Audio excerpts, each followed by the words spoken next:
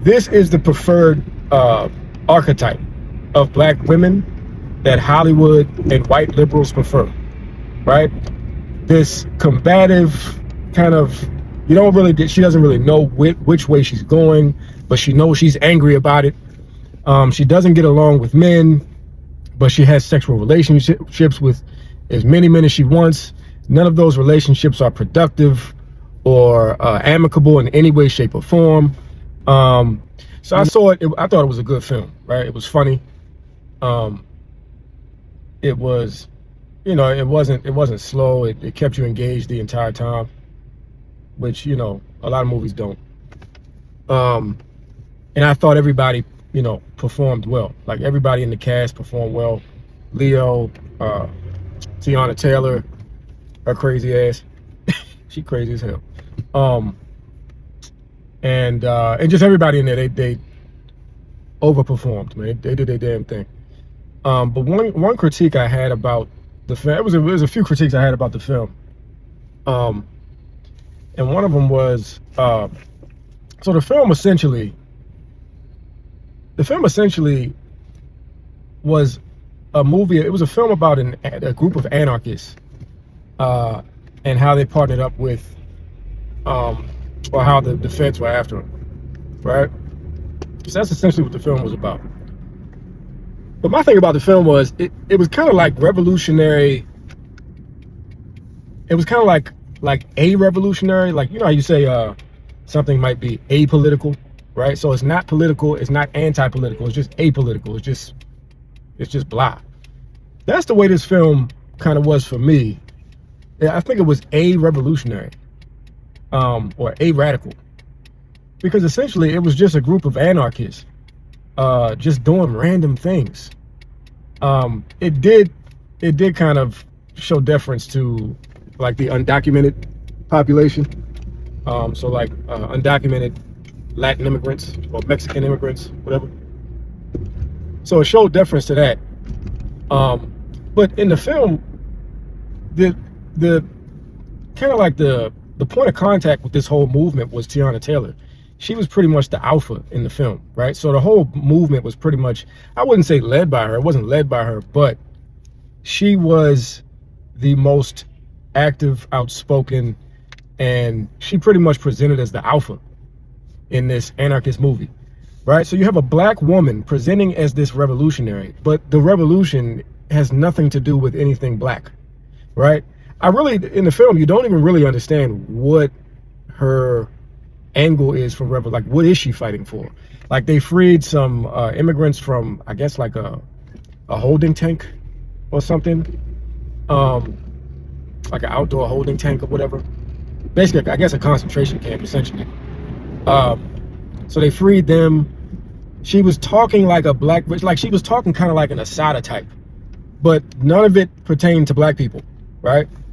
Then they had her basically just bed wenching. Like she was bed wenching, but she was the alpha, right? So she's getting tossed up by these two white dudes. She's dealing with these two white guys. One she has a baby with. The other one, she was kind of just taking advantage of him, but they obviously had a sexual past.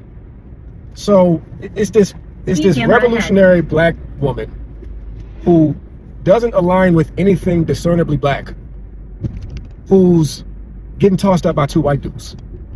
And then also she's like a raging feminist. So you have the raging feminist aspect where she's just anti-male, but she's getting knocked down by these two white guys, right?